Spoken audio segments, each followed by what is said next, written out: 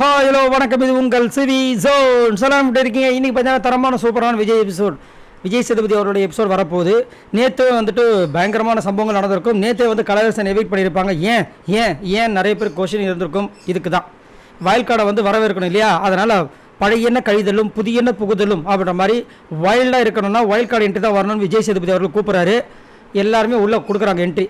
First சாண்ட்ராவை காமிக்கிறாங்க, அதுக்கப்புறம் பிரஜன், திவ்யா கணேஷ், அமித் பிறகு ஒருத்தராக உள்ளே வராங்க.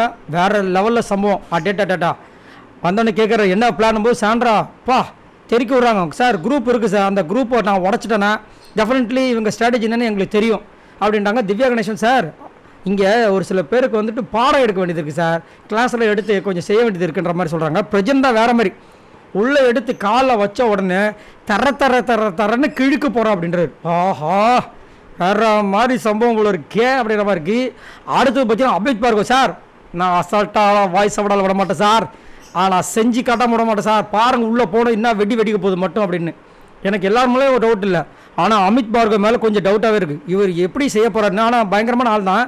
ஆனால் உங்களுடைய ஃபேவரட்டான person in Bigg Boss season யாருன்னு கேட்கும்போது சபரினர். ஆஹா, அப்போ இவரும் அன்புக்காங்கில் ஒருத்தராக வந்துடுவாரோன்னு சொல்லிட்டு ஒரு பெரிய ஒரு டிசப்பாயின்மெண்ட்டாக இருக்குது. என்ன பண்ண போகிறாரு தெரியல, அதை பார்க்கணும். ஸோ ஜோடியாக உள்ளே என்ட்ரி கொடுக்குறாங்க. ஃபஸ்ட்டு வந்து பிரஜன் அண்டு சாண்ட்ரா, அடுத்தது பார்த்திங்கன்னா நம்மளுடைய இவங்க திவ்யாவும் அமித் பார்கவ் உள்ளே போகிறாங்க. எல்லோரும் மூஞ்சிலும் பீதியாக இருக்குது.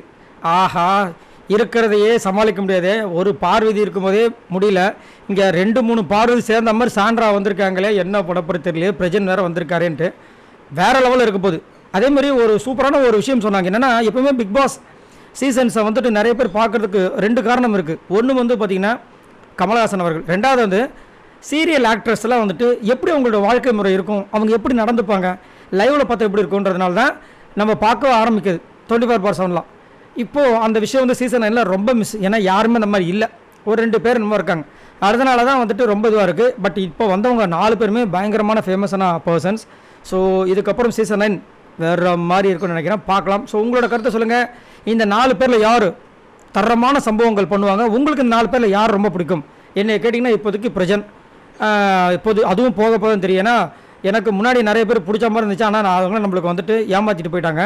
இவங்க என்ன பண்ண போகிறாங்கிறத வெயிட் பண்ணி பார்க்குறோம். உங்களோட ஃபேவரட்டான person in wild card entry யாருன்றதை மறக்காம கமெண்ட்ஸ் பண்ணுங்கள். பாய் நண்பர்களே.